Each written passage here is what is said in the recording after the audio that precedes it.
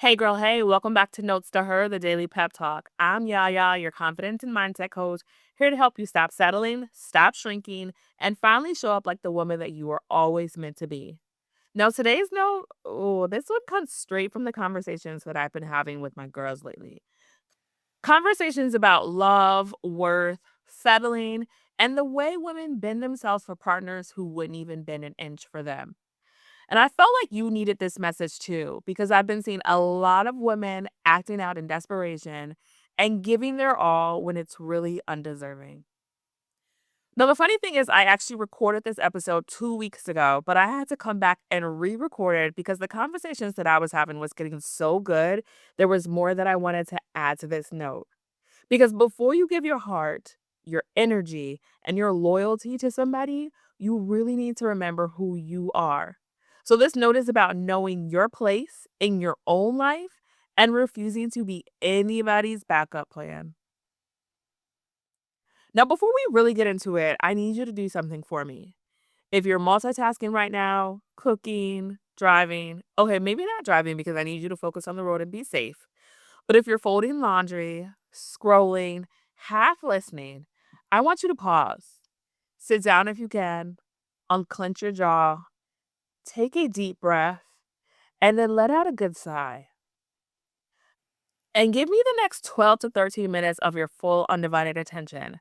This one is a little bit longer than the others because this is not a play in the background or listen while you scroll kind of note.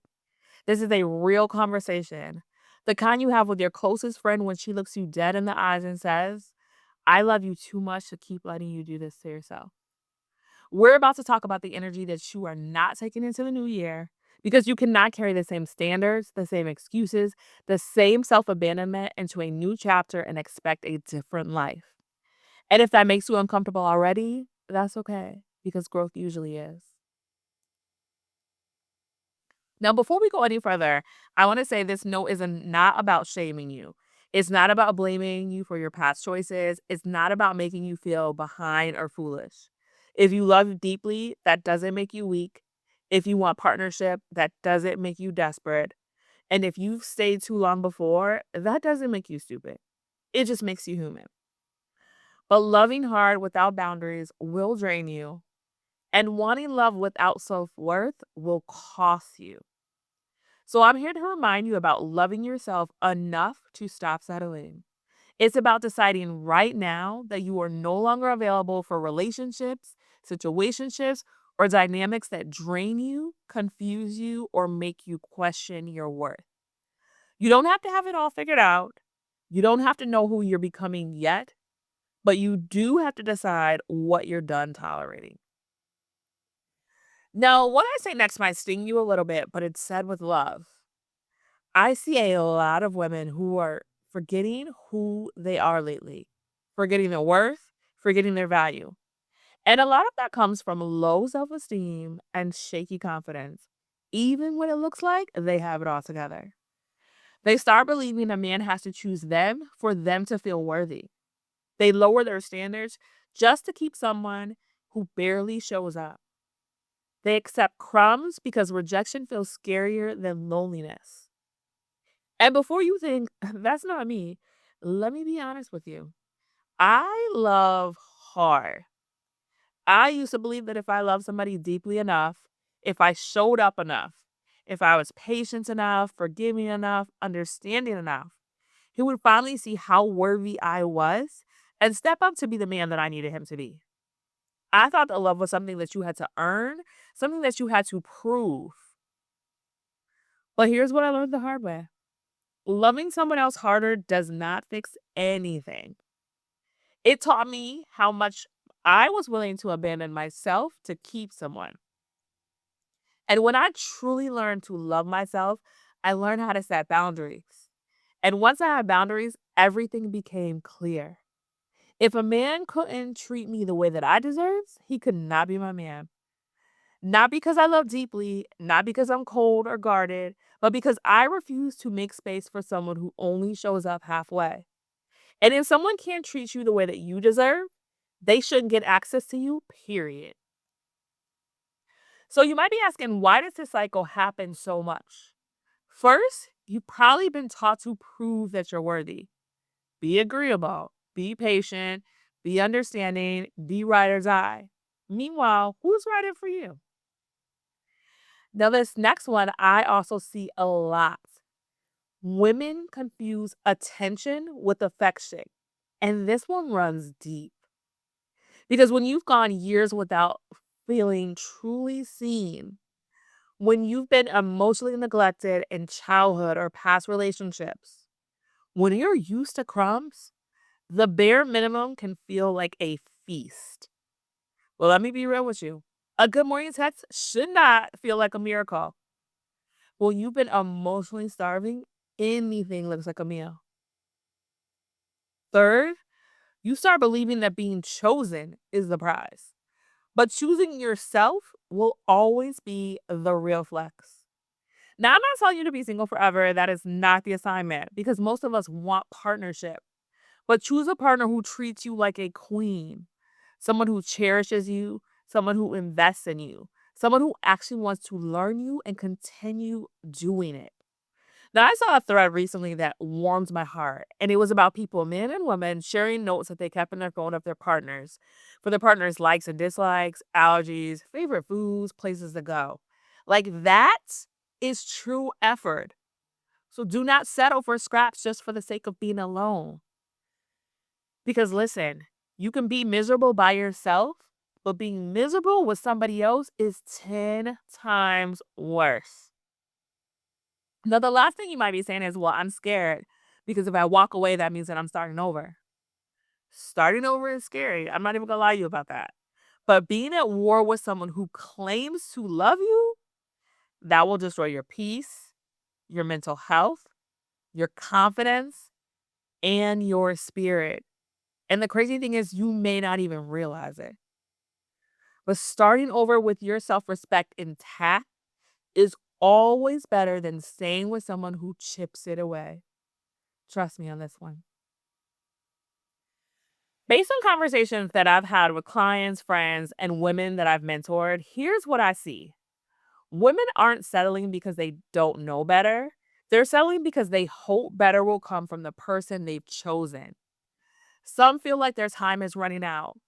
Some feel like, well, this is the best that I can do. Some feel like they should be grateful that someone wants them at all.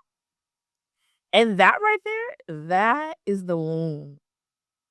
I've seen women pour into men who gave them half effort, give loyalty to men who couldn't even spell commitments, and build with men who weren't even building themselves.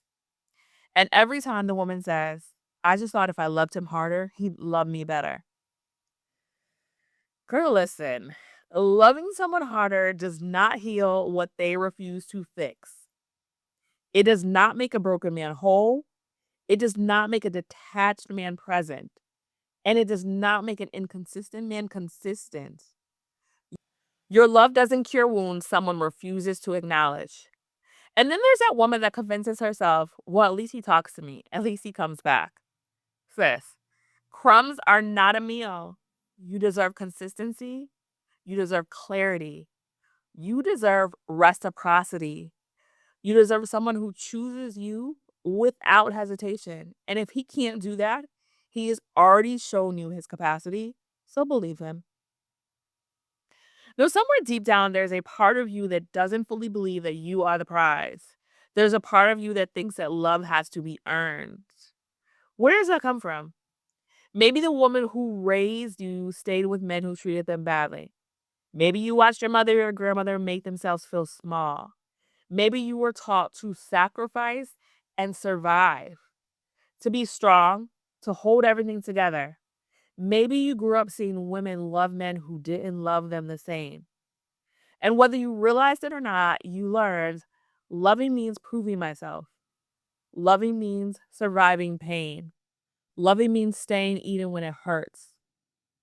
But please hear me clearly when I say this. Healthy love is not earned, healthy love is received. And here's a plot twist: if a boundary makes someone leave, that's not loss, that's protection. You're not asking too much, you're just asking the wrong person. Now, here's where everything shifts. and how you step into the identity of a woman who is worthy of healthy, steady, consistent love. Stop auditioning for roles that you already qualify for. You don't have to prove your partner material, you already are. The right man will see that without you performing. Stop personalizing someone else's lack. His inconsistency is not about your worth, it's about his capacity. Make your self respect non negotiable. If something costs you your peace, your self esteem, your identity, is too expensive, put it back. And then walk away the first time your soul whispers, "This ain't it." Not the seventh time, not after the ninth apology, not after the third. I promise I will change. Because your intuition never lies. You just stop listening to it. Now, one more thing before I close this out. A man might replace your presence, but remember, he will never replace your essence. There's only one you. There's only one woman with your softness, your strength, your spirit, your mind. So if he fumbles that, that's his story, not yours. And another thing, a man being interested in someone else does not make you less. It just means that he was never your equal, and God removed him so that you wouldn't have to shrink to fit someone too small. Now, here's the energy that I want you to carry into the new year. Remember that you are the one, not the two, not the backup plan, not the secret, not the almost, not the option, but the one and only. And when you finally start living your life like that, your entire life shifts. Remember, loving yourself more in the new year does not mean becoming cold. It does not mean shutting down your heart. It does not mean pretending that you don't want to love, partnership, or connection.